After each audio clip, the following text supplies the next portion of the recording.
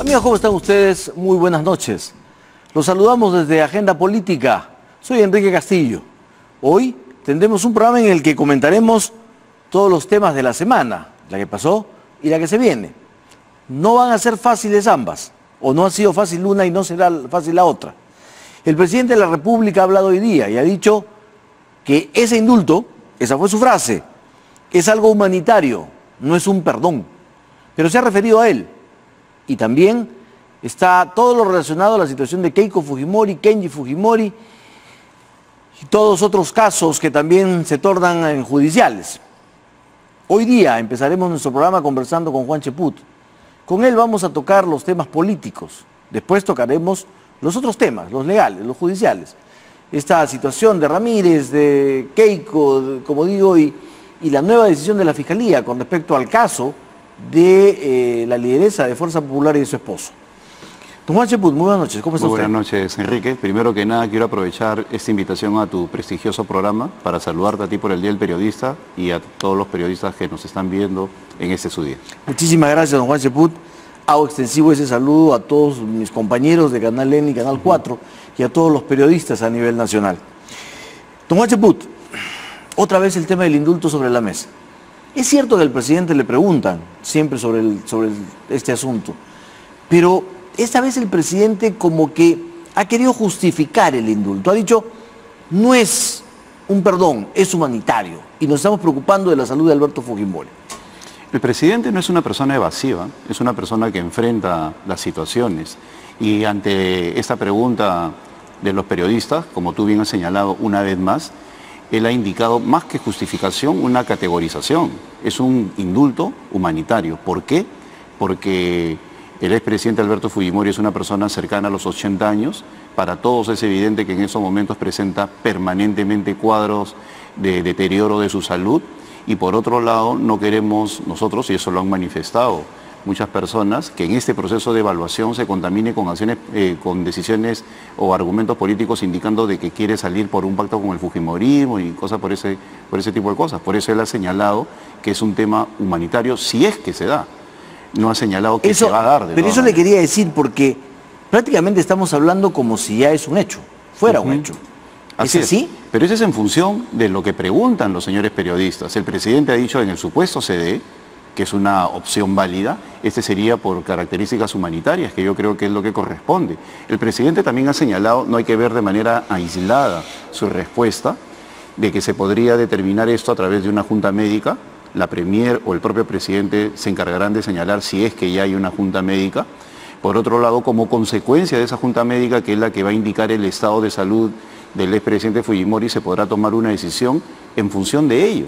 Y por eso es que yo lamento de que muchas personas se adelanten, hagan marchas, insulten al presidente de la República, se atrevan a señalar de que hay un pacto debajo de la mesa, etcétera, etcétera, cuando lo que hay es un proceso evaluatorio propio de un presidente que es consciente de lo que significaría la eventual lamentable situación de un presidente que en estos momentos se encuentra en prisión, en el supuesto llegue a tener un deceso. ¿Critica usted a quienes organizan las marchas? ¿Critica usted también a los deudos de quienes murieron en la época del fujimorismo en el gobierno y que se oponen al indulto? Yo separo las dos cosas. En el caso de los que se oponen a la marcha a priori, creo que ahí sí hay un componente estrictamente político, pues cuando uno entra a la argumentación, yo no encuentro otro elemento que el político. De repente necesitan ese tema como justificación para seguir teniendo presencia política. Pero lo real es que nunca he encontrado un punto, un argumento contundente, pues si empezamos a hablar de los casos judiciales y todo ese tipo de cosas, ninguno de ellos en la balanza con el indulto humanitario se coloca por encima. En el otro caso, el de las víctimas, sí yo tengo una posición particular, personal, que no compromete en absoluto a mi bancada y mucho menos al gobierno, que es que en un proceso como este, de tanta complejidad en el cual hay muchos involucrados, si se toma una decisión, lo mínimo que se puede hacer es conversar con las víctimas. No digo tomar su posición para, según ello, ir marcha atrás ni cosa por el estilo, sino a los involucrados se les comunica las razones. Ellos no tienen por qué enterarse a través de los medios de la decisión, sino que son parte que merecen un mínimo de respeto y estoy absolutamente seguro que el gobierno los está considerando en el supuesto que llegue a tomar una decisión. ¿El presidente los debe recibir en Palacio? No lo sé, esa será decisión del presidente, pero yo considero que sea el presidente o sea la premier o un funcionario de alto nivel el que se decida en este proceso evaluatorio, en este proceso de reflexión, si se llega a una conclusión en un sentido u otro, pues los involucrados principales, que son las víctimas, tienen que ser debidamente informados, ¿no? Es una cuestión, dicho sea de paso, que obedece a normatividad internacional, en el cual las personas que de una u otra forma han sufrido algún tipo de falta que haya llevado a la condena de un alto funcionario, en el supuesto que se dé un cambio de régimen, pues son comunicados, ¿no? Ahora, para Mario Vargas Llosa esta sería una traición al electorado. Es decir, él le da una connotación política.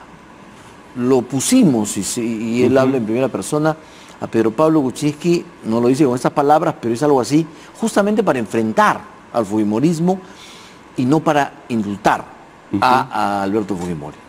Yo creo que el premio Nobel, con la admiración que le tengo, soy un lector de todas sus obras, con la admiración y el reconocimiento a su tremendo talento, creo que una vez más en materia política no está viendo todas las complejidades de este caso.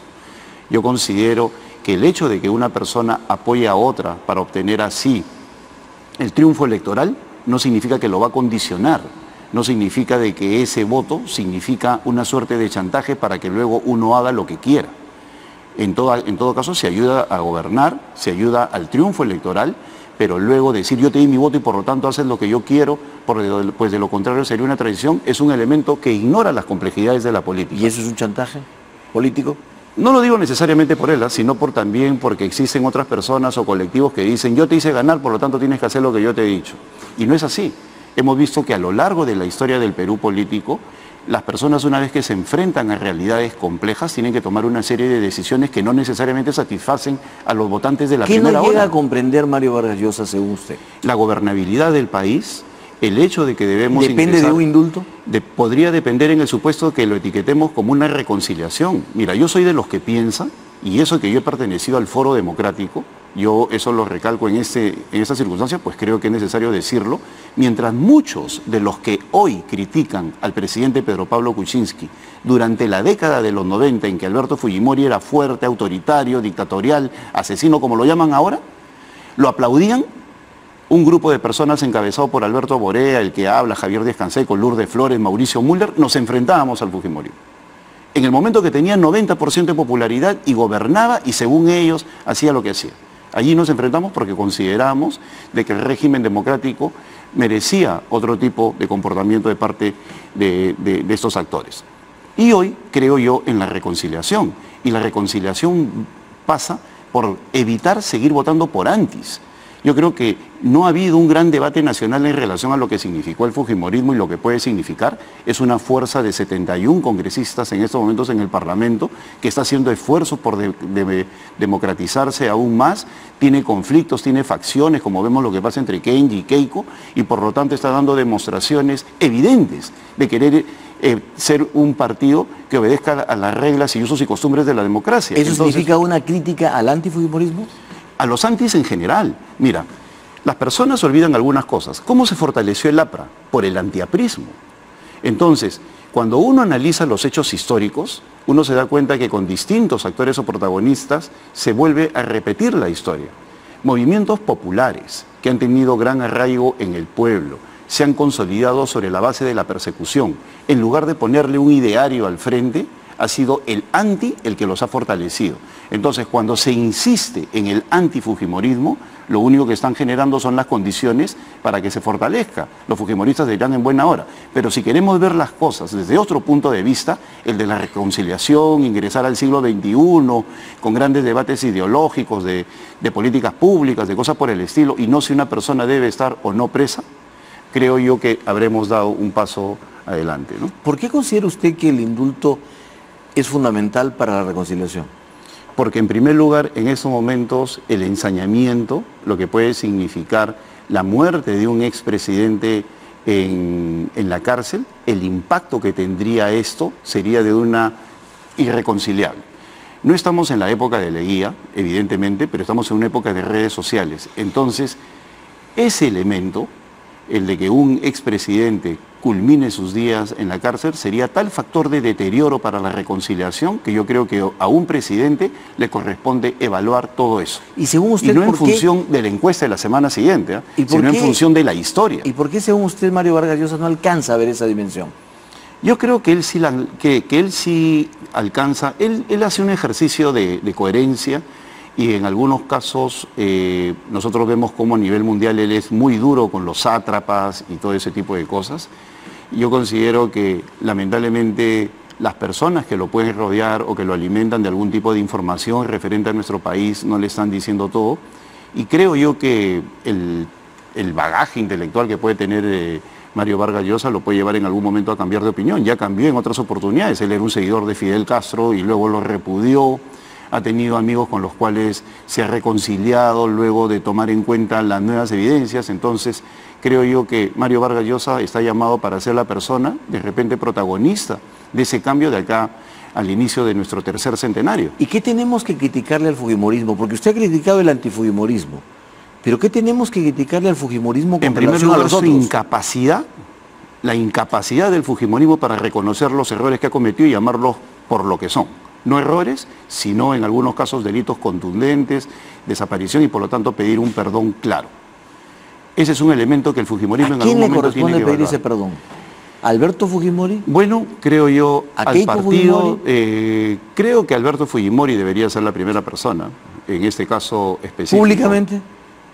Mira, yo no quisiera contribuir con un elemento adicional. Ahorita estoy contestando sobre la base de la pregunta que me acabas de hacer sin hacer una mayor reflexión, pero yo creo que si el fujimorismo entiende que tiene que pedir perdón por algunos excesos para generar una verdadera reconciliación, eso contribuiría mucho. ¿Solamente pedir perdón es suficiente? Es que el perdón es un elemento clave, el perdón es el que te lleva a la reconciliación, porque el perdón es un reconocimiento de falta. Y cuando uno está indicando que se equivocó en un sentido, eso viene acompañado del sentimiento de grandeza, ¿no? Inclusive es un sentimiento hasta católico. El perdón es fundamental y el arrepentimiento para que venga la reconciliación.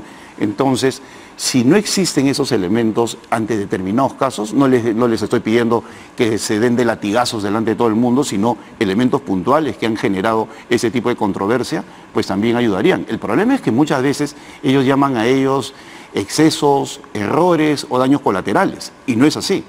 Ha habido 10 años en los cuales ha habido graves elementos que han generado un cambio total de lo que significó el país en términos políticos, judiciales, etcétera, etcétera. Entonces, que necesita de ellos hacer un análisis crudo, objetivo, contundente, un valor absoluto de lo que pasó, que obviamente también hubo cosas buenas. No podemos olvidar que el reordenamiento de la economía, por ejemplo, fue un factor fundamental y la derrota de Sendero Luminoso porque hubo decisión política. Es cierto que hubo el GEIN, pero también hubo decisión política. Entonces, y por otro lado, hubo estos excesos que es necesario analizar. ¿El fujimorismo de hoy es el mismo de ayer? No, indiscutiblemente no. ¿Cuál es mejor? Yo creo que inclusive ya deberían dejar de lado el ismo en relación al apellido. Yo creo que si el fujimorismo quiere hacer un esfuerzo de consolidarse institucionalmente, deberían hacer que alrededor de Fuerza Popular nazca el próximo ismo, ¿no?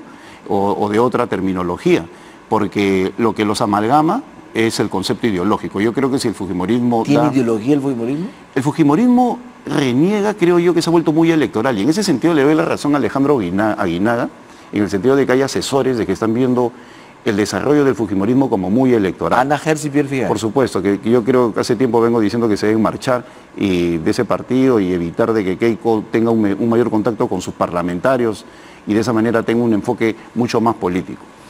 La amalgama de cualquier partido es el aspecto ideológico del cual adolecemos muchos. En ese sentido no es un factor exclusivo del fujimorismo. Si el fujimorismo da ese salto y se convierte y se identifica con un sector ideológico que puede ser el centro derecha o qué sé yo, pues simplemente ganaría mucho en este proceso de institucionalización. Si usted tuviera que calificar la conducta de Kenji Fujimori en una palabra, ¿cuál elegiría? Inmadura. Inmaduro. Inmadura. Porque mira, todo lo bueno que él puede haber generado en un inicio, lo descalifica pues con el avioncito, presentándose con la mamá y cosas por el estilo. Yo entiendo su pesar, lo admiro, como yo soy padre, y a él como hijo de que adora a su papá, y sé que ha hecho una lucha sincera, pero que tiene excesos en los últimos días, no. ¿Cree usted que la causa de Kenji Fujimori se agote en la libertad de su papá? Bueno, yo lo que creo es que él se está convirtiendo en el principal elemento de distorsión de lo que podría ser un indulto humanitario. Pero se agota en eso, ¿no da para más, no da para ser un líder político? No, yo no subestimo absolutamente a nadie. Yo creo que él puede madurar y reconocer sus errores y crecer políticamente, pero en las circunstancias actuales considero de que él ha ingresado a algunos excesos en los cuales ya choca con la institucionalidad partidaria y por lo tanto amerita una sanción, o de lo contrario él mismo con sus hechos agarrar un dispositivo partidario y lanzarlo como un avión. Está bien, las tribunas aplauden, ¿no? Como diría Herbert Mujica, mi amigo, ¿no? Las galerías aplauden, ¿no? El circo se emociona, se entusiasma, pero en el fondo le está haciendo un bien a la institucionalidad que él reclama para su propio partido, o cuando se presenta con su señora madre, persona a la cual respeto, pues es una señora digna, y la utiliza cuando los políticos buscamos que la familia esté lo más lejos posible de nuestro accionar público. Entonces, son cosas que creo yo no se justifican en absoluto y contribuye a que el tema del indulto se politice en lugar de que esté en el lugar donde debe estar, que es el que ha señalado el presidente de la República, que es en el aspecto humanitario. El cardenal Juan Luis Cipriani ha dicho que el presidente no es el que decide dónde va a ir el Papa. Así de claro. Y ha dicho que hace 2 meses se acordó que la misa con la presencia del Papa será en la Costa Verde. Bueno, con todo el respeto que se merece el cardenal, persona a la cual aprecio mucho también y soy católico, creo que se equivoca de plano. El presidente de la República ha delegado en Alfonso Grados el seleccionar el lugar sobre un esquema de seguridad. Y si la seguridad indica que sea en la Costa Verde o en Las Palmas o en otro lugar, pues será en función de la seguridad y no de querer ser antipáticos absolutamente con nadie, bien, ni querer mezquinarle algo a alguien. Ni pero para usted, estilo. ¿Qué cosa provoca esta actitud del cardenal? ¿Qué cosa provoca este enfrentamiento entre el presidente y el cardenal? Al cardenal, que es una persona muy inteligente, seguramente le han dicho de que lo que se busca es que él no participe de la misa cuando desde un principio se sabe perfectamente que él va a ser el principal protagonista de esta jornada papal.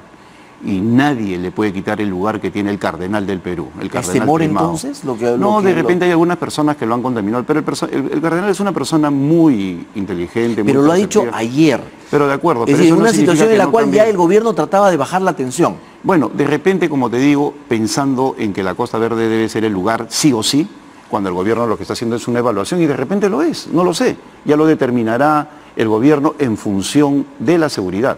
Pero mira, acá lo único que ha habido, y no se trata solamente del gobierno, otras personas, el Colegio de Arquitectos, muchos ingenieros, yo mismo hace como mes y medio indicaba que la Costa Verde no me parece porque es un tema que lleva a mucho riesgo. Inclusive mis alumnos son testigos de cómo yo les dije, en materia de gestión del riesgo, cuando uno anticipa un evento negativo, es preferible que la realidad nos desmienta. Es decir, si yo digo va a haber un temblor o va a haber un sismo, en mi veces es preferible que no pase nada y me desmiente esa realidad a que pase. Porque si pasa, que Dios nos libre, ¿no? Entonces, nos corresponde como ingenieros, como personas que sabemos señalar por si acaso hay un grave riesgo ahí.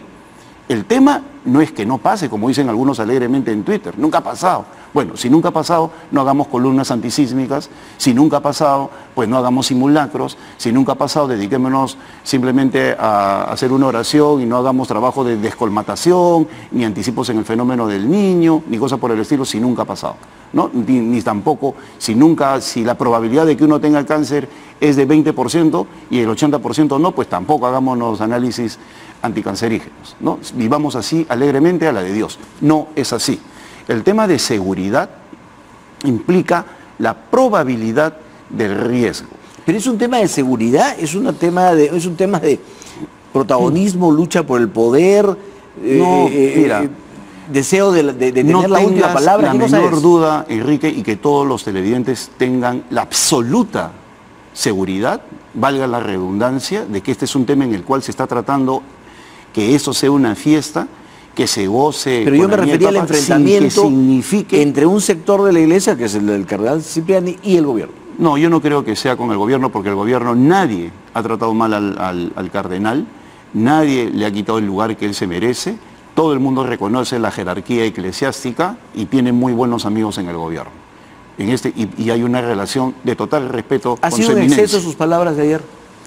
Yo creo que el cardenal, a través de la locución que tiene sabatina, puede haber hablado con la firmeza que él siempre tiene, ¿no? Porque no es una cuestión excepcional, él siempre habla con absoluta claridad, pero para eso estamos también con absoluta claridad y cordialidad, decirle que hay un vocero en el gobierno que es Alfonso Grados, que mañana dirá el lugar, que hay la vocero constitucional, que es la premier Mercedes Arauz, o el propio presidente. El presidente ha dicho que mañana lo podría dar, puede ser un día después, qué sé yo, pero la decisión que se tome no es con el ánimo en absoluto de querer dejar mal a alguien. Tiene que ver única y exclusivamente con evaluaciones de seguridad. Tenemos casi 2 semanas dándole vueltas a este tema. Como también se ha puesto sobre la mesa otro tema, el de la bicameralidad. Y el tema lo ha puesto Kenji Fujimori en la mesa. Lo ha vuelto a poner, digamos. Lo ha vuelto a poner, claro. ¿Pone la agenda Kenji Fujimori con sus movimientos, con sus actitudes y con estos temas? Bueno, en este caso la ha puesto, es una cuestión evidente, pero la pone no por el tema de la bicameralidad, sino porque es una provocación a la bancada que se niega, pero en un sentido u otro la coloca. Cuando uno coloca un tema, puede ser coordinado, concomitante con el tema, como puede ser una extensión o un aspecto que acompaña indirectamente, tiene un efecto indirecto de carambola. Y pone la agenda Kenji porque no hay nadie más que ponga la agenda en este país. El gobierno no la pone, el Congreso no la pone, que la pone Kenji con este tema y pone a todos a opinar sobre este asunto. Bueno, como te señalé hace un instante, ¿no? Yo creo de que el tema viene de hace tiempo, él la coloca de manera indirecta, pero no la sostiene.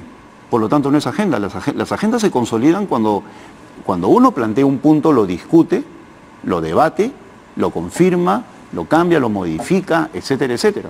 La agenda no se coloca porque pongo el tema y 3 o 4 periódicos lo ponen de titular. ¿Ah? La agenda es agenda porque es permanente en el tiempo hasta que se consolide un resultado.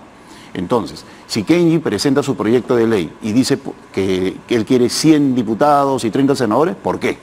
Yo, por ejemplo, discrepo y podría debatir con él. A ver, no, por ejemplo, yo creo ¿está a favor de la bicameralidad? Sí, pero no en las condiciones que él plantea. Yo considero de que el Perú está absolutamente subrepresentado y uno de los grandes problemas que tenemos es el número que hay en la Cámara. Él dice 100, que me diga por qué 100, yo tengo otro número. Él dice 30 senadores, bueno, yo podría plantear otro número, como que lo tengo.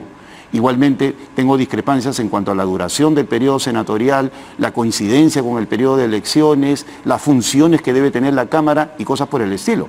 Eso es colocar la agenda cuando viene acompañada de todos los fundamentos que acompañan el propósito, el objetivo. Y lo felicitaría si es que la llega a colocar. Pero igual hay otros proyectos de ley que ameritan una discusión. Colocar la agenda no significa un titular periodístico que se desvanece en 2 días. Eso no es colocar la agenda. Colocar la agenda es generar las condiciones para un debate público que sea consistente, que se desarrolle y que tenga una conclusión. Luis Galarreta, hoy en El Comercio, dice que el nombramiento de Martín Vizcarra como embajador en Canadá es una decisión poco institucional. No sé por qué. No, yo lo he leído con mucha atención, pues es el presidente del Congreso y obviamente sus palabras son importantes, pero yo no sé por qué es poco institucional. En ningún momento ser embajador degrada la condición de primer vicepresidente. Bueno, porque claro, a uno se lo llevan en una plancha presidencial para estar cerca del presidente, bueno, para suplir al presidente, para acompañar y ayudar al presidente, y no para, según él, irse de embajador. Bueno, Víctor Andrés García Belaúnde, que para todos los efectos es el historiador del Congreso, persona a la cual aprecio, nos ha recordado lo que ha pasado ya con Ulloa y con Fernando Scholl, López Aldana con Fernando Belaúnde. Eran otras épocas. No, pero vamos al hecho de que existen. Y Martín Vizcarra se le vendió siempre como el hombre que era el enlace con las regiones. Bueno, pero también ahora se aleja enormemente de las regiones. Pero también se ha dicho de que es una persona que es necesario preservarla, porque si bien se le dijo que era el enlace con las regiones, seguramente en ese propósito entusiasta de ser un enlace con las regiones salió este tema de Chinchero. Y Chinchero demostró que la figura del vicepresidente lamentablemente se contaminó con la coyuntura y es necesario preservarla casualmente para salvaguardar el orden institucional. En esa línea, entonces, ¿los vicepresidentes no deberían ser nombrados ministros? No, en absoluto, no he dicho eso. Estamos hablando de un cargo de embajador. Pero para preservarlo hay que tratar de mantenerlo al margen. Pero estamos hablando de la circunstancia específica de Martín Vizcarra, que en este caso se generó este problema.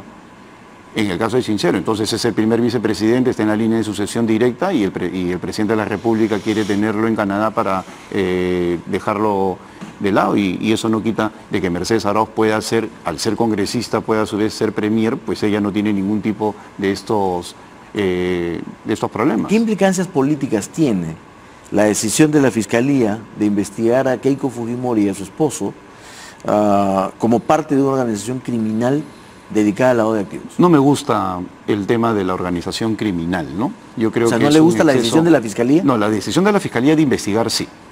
Yo creo de que en ese sentido es una oportunidad para Keiko Fujimori y su esposo de aclarar absolutamente todo. Pero no bajo la ley de... Y después lo que sucede es que, mira, cuando se pone esta connotación de organización criminal, ya lo bueno que puede haber en materia de una investigación para la percepción de la opinión pública ya se distorsiona por completo.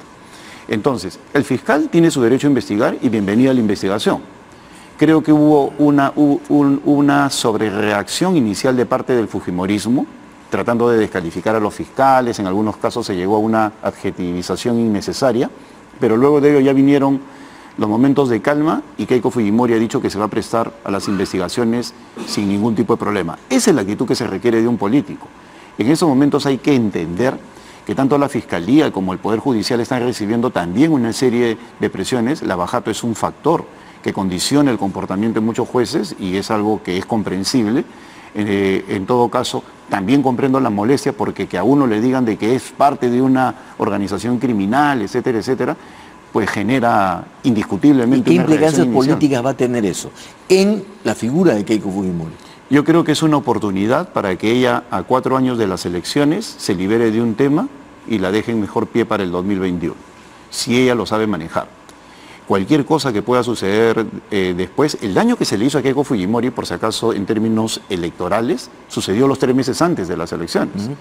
Mientras otros candidatos que han sufrido también acusaciones y cosas por el estilo, se van liberando de ellos en el camino, en el largo camino al 2021, yo creo que esta es una oportunidad para que Keiko aproveche en deslindarla, o de lo contrario aclararla, o de lo contrario enfrentarla. ¿Su molestia es injustificada? La reacción inicial creo que es comprensible por la categoría que les colocan, ¿no? Organización delictiva. Creo que a cualquiera lo indigna o lo conmueve.